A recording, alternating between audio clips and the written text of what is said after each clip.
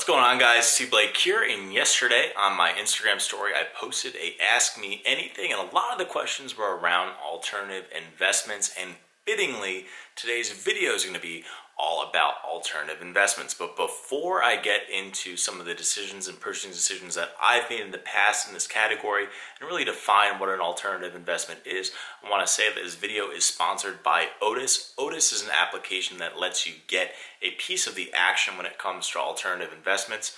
One of the things that you'll hear me say in this video is you always want to invest in things that you both love and understand, and sometimes those aren't stocks. So I'm going to show you some of my art, watches, some of the things that I've picked up personally, but Otis will give you the opportunity to buy a fractional amount of that and track it like you would a stock. So over on their website, there's a link down below in the description, but for $25 you can get involved in some of the artwork that they have.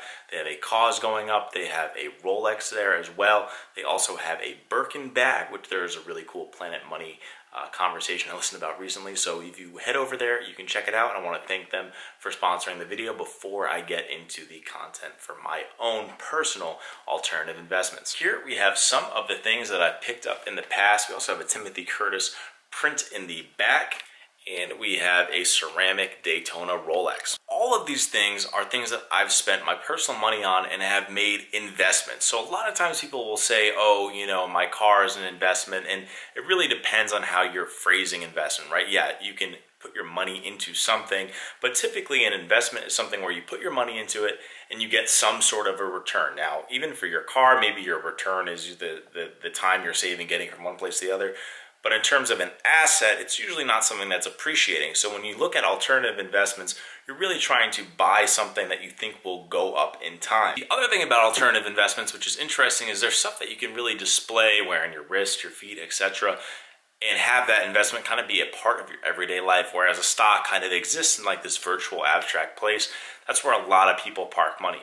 So one of the alternative investments I'll talk about is art. So we all know about KAWS, but we may not know about Kenny Scharf, and we may not know about Timothy Curtis. Now, what all three of these artists have in common is they're all graffiti artists that have gone mainstream. In the case of Kenny Scharf, in addition to graffiti, he also did figures, which is one of these right here. In the case of Agua, which was originally the name of Timothy Curtis before he got out of jail, also did graffiti. Now, all three of these artists have been in a magazine called Juxtapose magazine. So when Timothy Curtis was in that magazine, I jumped on some of his prints early. Now, this is a print I duplicated. I have two of them. The first set that I bought for $600 each, so $1,200 total, I sold for $5,000 last week. So that's an example of kind of knowing, right? We're in the hypebeast market. We know KAWS is blowing up, what's a like-minded artist, and who's the one that's going to be coming up next, right? So that's something we can do. Now, when it comes to watches, just like sneakers, you can look at the attitude of the overall market, right? So for retail, just like resale sneakers, this Daytona doesn't retail for $26,000, but that's what it's worth in the aftermarket. And one of the reasons why this is an alternative investment it's worth more than retail is because of the attitude of the entire market.